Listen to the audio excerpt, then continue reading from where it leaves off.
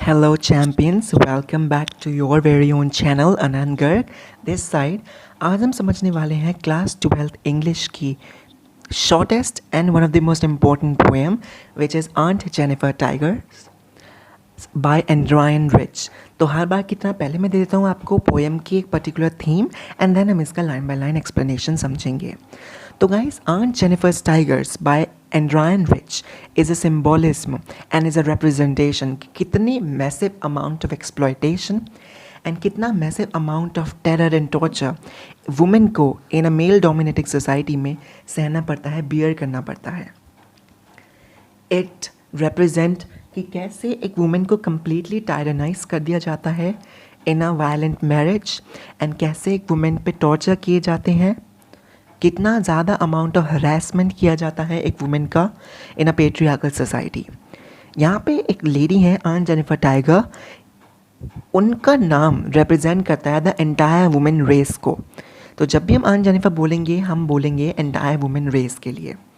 ये दिखाया जा रहा है कि कैसे एक वायलेंट मैरिज में वो फंस चुकी हैं, कैसे मैरिटल रिस्पॉन्सिबिलिटीज़ उनके ऊपर एकदम से आ गई हैं and those are never ending.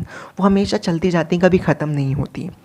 तो उन्होंने अपनी डिज़ायर फॉर फ्रीडम, अपनी desire for the right to make her own choices, the desire for able to do whatever she want to do in her lifetime, कैसे उन्होंने दर्शाया है उसको अब एक टाइगर्स को एम्ब्रॉयडरी करके उनकी स्क्रीन पे, उनकी टेपेस्ट्री पे. हमने देखा होगा कि हम एम्ब्रॉयडरी करते हैं, हमने देखा होगा अपनी मदर्स को एम्ब्रॉयडरी करते हुए ऑन अ स्क्रीन, वूल की एम्ब्रॉयडरी. उन्होंने वैसे टाइगर्स क्रिएट करे हैं. Okay guys, now I'm gonna come on the line by line discussion. So I'm coming on the stanza first. Aunt Jennifer's tigers prance across the screen, bright topaz denizens of a world of green. They do not fear the man beneath the tree. They pace in a sleek, chivalric certainty. Aunt Jennifer's tigers, वो tigers जो Aunt Jennifer ने embroidery करे हैं उनकी screen पे, prance across a screen, quickly run करते हैं, quickly भागते हैं उस स्क्रीन पे जिसमें वो एम्ब्रॉयड्रीड हैं.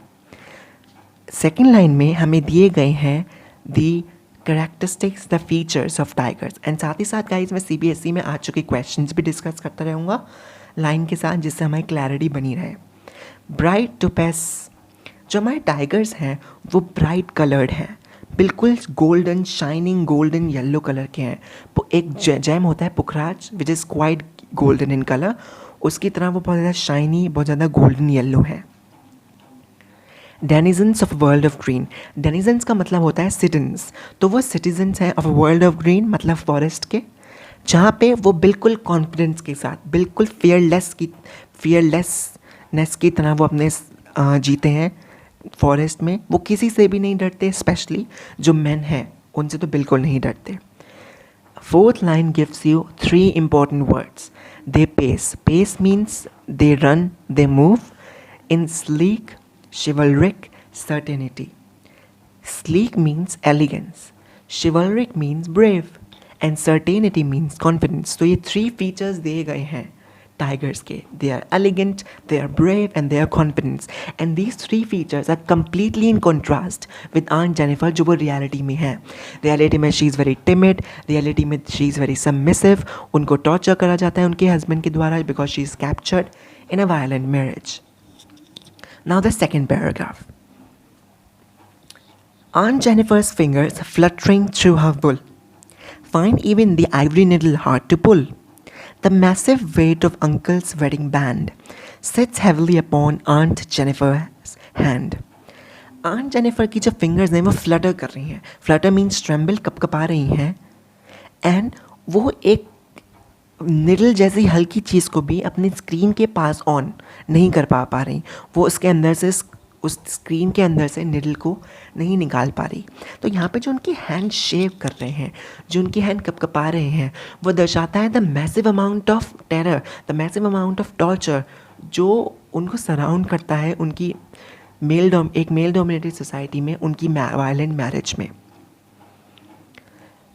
Now the massive weight of uncle's wedding band, यहाँ पे अंकल्स वेडिंग बैंड काफ़ी सारी चीज़ों को दर्शाता है. We will understand that one by one. Uncle's wedding band दर्शाता है the unending responsibilities, the unending marital responsibilities जो आंट जेनिफर को मिल गई हैं मैरिज के एसोसिएशन में आने की वजह से। Second, it represent the bondages जिसमें आके वो फंस गई हैं in a male dominated society in a violent marriage. And third, band represent करता है उस रिंग को जो कि सिंबल है, जो कि साइन है, जो कि प्रूफ है that she had been married to her husband. And it also represent, because the ring, the band is in a shape of a circle which is never ending, it represent कि कितना vicious amount of cycle, vicious cycle है duties की, responsibilities की, terror की, trauma की, जिसमें वो फंस चुकी हैं and there is no way out. Okay guys, sits heavily upon Aunt Jennifer's hand. Aunt Jennifer hand represent her soul. Aunt Jennifer hand represent her body. Aunt Jennifer hand represent करता है उनकी life को कि कैसे उनकी life completely submerged हो गई है under the flood of marriages, of marriage, under the flood of कितना ज़्यादा उनको torture किया जा रहा है. Now the third stanza, the concluding one. When Aunt is dead, her terrified hands will lie, still ringed with odals she was mastered by. The tigers in the panel that she made will go on prancing, proud and unafraid. तो aunt Jennifer की जब death हो जाएगी, when she is dead, her terrified hands will lie, still ringed with the odals she was mastered by. Ordeals means bad experiences, painful experiences. तो even after the death of Aunt Jennifer, उनकी life completely control में होगी, completely tyranny में होगी, वो सारे bad experiences की वजह से जो उन्होंने जीते जी अपनी लाइफ में बियर करे, जो उन्हें टैकल करने पड़े अपनी लाइफ में. And even after her that her life would completely be tyrannized because वो रिंग, वो बैडिंग बैन उनकी फिंगर में ही रहेगा, which would be a symbolism कि कितना मैसिव अमाउंट ऑफ टॉर्चर उनको किया गया जीते जी, that she was finding something as light as a needle कि वो उसको क्रॉस नहीं करवा पा रही. The tiger in the panel that she made, जो टाइगर्स उन्होंने अपनी स्क्रीन पे बनाए हैं वो हमेशा ज़िंदा रहेंगे, इन द सेंस कि वो हमेशा स्क्रीन पे बने रहेंगे. They will always go on prancing, वो हमेशा प्रेंस करते रहेंगे, वो हमेशा मूव करते रहेंगे. And they are proud and they are unafraid. ना तो वो किसी से डरते, they are confident, they are liberal, they do not want freedom because they are already liberal. वो उनकी टाइगर्स हमेशा उनकी डिज़ायर को, आंट जेनिफर की डिज़ायर को दर्शाते रहेंगे इवन आफ्टर हर डेथ. तो यहाँ पे हमें एक ऑफ कोटेड कन्वेंशनल थीम भी मिलती है पोइट्री की, जो हमने काफ़ी बार पढ़ी है, that you can capture a man. आप एक मैन, आप एक वुमेन को, आप एक कंट्री को, आप ग्रुप ऑफ पीपल को कैप्चर कर सकते हो, उनके ऊपर अपनी कल्चर, अपनी लैंग्वेज को थोप सकते हो, कोलैप्स कर सकते हो उनकी फीलिंग्स को, बट आप उनकी फीलिंग्स को कभी मिटा नहीं सकते. Their desires, their brotherhood, their feelings and mutual understanding for themselves and their culture, उनकी कल्चर, उनके ट्रेडिशन के लिए उनके रिस्पेक्ट को आप कभी मार नहीं सकते. That is the theme of the poem, that you can capture a person externally but you can never capture किसी पर्सन का मन. You can never capture किसी पर्सन की desire, be it for freedom, be it for right to make their own choices, be it for anything, but आप उसे capture नहीं कर सकते. तो on the concluding note, in a nutshell मैं आपको यही कहूँगा that Aunt Jennifer was a victim of a patriarchal society. एक मेल डोमिनेटेड सोसाइटी में शी वॉज ट्रैप्ड, फंस चुकी थी वो, and there was no way out. वो एक वायलेंट मैरिज में थी, शी वॉज कम्प्लीटली सबमर्ज्ड, वो कम्प्लीटली डूब चुकी थी मैरिटल रिस्पॉन्सिबिलिटीज़ की वजह से, शादी की रिस्पॉन्सिबिलिटीज़ की वजह से. And she was so much terrorized, वो इतनी ज़्यादा टॉर्चर्ड, इतनी ज़्यादा टेरराइज्ड एंड कम्प्लीटली कैप्चर्ड हो गई थी कि उनके पास कोई तरीका ही नहीं था अपनी डिज़ायर फॉर फ्रीडम, अपनी desire for the right to make their own decisions, वो इसको किसी तरीके से नहीं दर्शा पाती. तो उन्होंने एम्ब्रॉयड्री कर दी जो वो कर सकती थी स्क्रीन पे.